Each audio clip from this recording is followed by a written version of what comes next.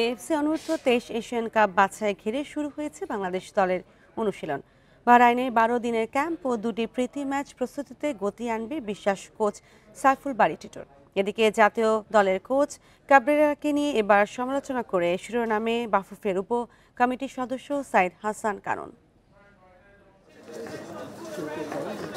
অনূর্ধ্ব-23 দলের ক্যাম্প অথচ জাতীয় দলের কোচ কাবরেরাকে নিয়ে উত্তাপ।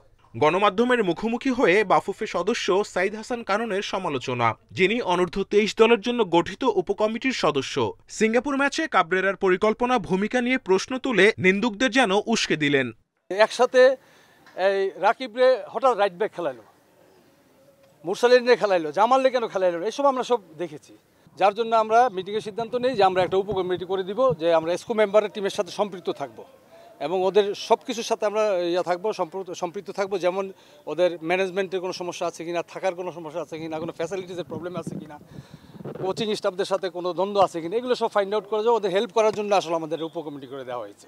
অনুশীলনের স্পটলাইটে যুক্তরাষ্ট্র প্রবাসী ফুটবলার জায়ান আহমেদ। সিনিয়র জুনিয়রদের নিয়ে গড়া কম্বিনেশনে এবার এশিয়ান কাপ বাছাইয়ে ইতিহাস গড়তে চায় লাল সবুজ। যখন আমরা জয়েন করছি তো আমরা সবাই আমাদের এখন মূলত টার্গেটটা ওইভাবে আমরা সেট করছি যে যেভাবে হোক এনিহাও আমাদের এটা কোয়ালিফাইটা করতে হবে, যেহেতু এর আগে কখনো কেউ কোয়ালিফাই করতে পারেনি। তো আমরা চেষ্টা করব, আমরা সর্বোচ্চ দিয়ে চেষ্টা করব যে কোয়ালিফাই করার জন্য। এশিয়ান কাপ বাছাইয়ের আগে বাহরাইনে 12 দিনের ক্যাম্প ও 2টি প্রীতি ম্যাচ দিয়ে সেরা প্রস্তুতির লক্ষ্য। বাহরাইনে পুরো দলকে একসাথে পাবার আশা কোচ টিটুর। যেহেতু এখানে আবাহনী এবং বসুন্ধরা কিংস তাদের কমিটমেন্ট নিয়ে কাজ করছে, তারপরে প্লেয়াররা পেয়ে যাব, ফুল টিম পাবো।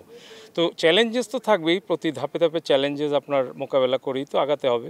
তবে আমি মনে করি যে এটা একটা বড় একটা প্রস্তুতির অংশ, যে বাহরাইনে আমরা এটা খেলার সুযোগ পাচ্ছি। 3 থেকে 9 সেপ্টেম্বর ভিয়েতনামে অনূর্ধ্ব-23 এশিয়ান কাপ বাছাই mission. Kamrul Hasnat, independent news, Dhaka.